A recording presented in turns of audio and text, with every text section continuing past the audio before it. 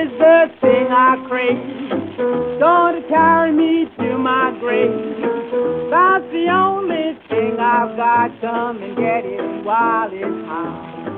I serve it in the morning, I serve it at night. My name is Ashley Reid from Rochester, New York, originally from San Antonio. In June, I will have been in Atlanta for 2 years.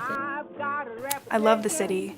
From a very small town. I say Rochester, but I'm from suburbs of Rochester.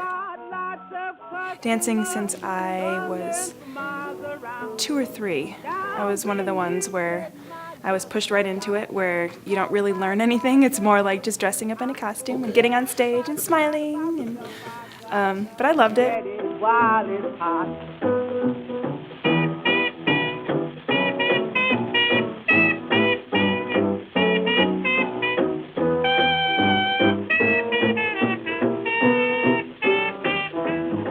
Working at Atlanta Ballet, I discovered Zoetic Dance Ensemble and danced with them in our fall performance. T. Lang was there kind of scouting for this piece, and she had pulled Melanie aside, who is the artistic director of Zoetic, and was like, I need these girls. And she invited us to come to a almost audition. It was almost just a class to see if we could pick up the movement. And that night she was like, I want you guys. Can you commit to this piece? At first I kind of giggled to myself. I'm like, ha ha, she said motherfucker. Like, I'm doing a piece about motherfucker. That's funny. But then when she actually described what it was really about, it struck a chord somewhere inside of me. Something that I really wanted to be a part of. She's so passionate, and when she speaks, it's almost like you can feel it, and you become so inspired by what she's saying, and you want to learn more about it, and you want to be what she is envisioning. I'm sure every female has had some sort of experience where they have felt like they were being objectified. I feel that on a daily basis.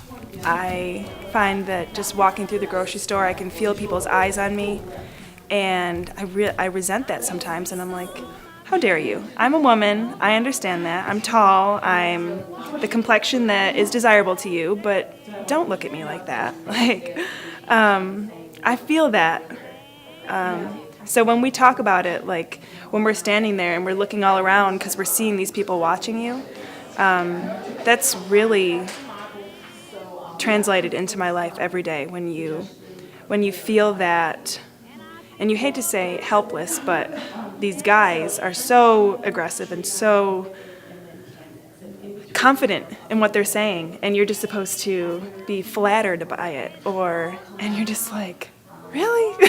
And I mean, now in the time we are today, I can stick up for myself, but back then they didn't have a choice. They had to just take it. So my family was down a few weeks ago, my grandma, my aunt, and my mom, and I invited them to come in and see the rehearsal.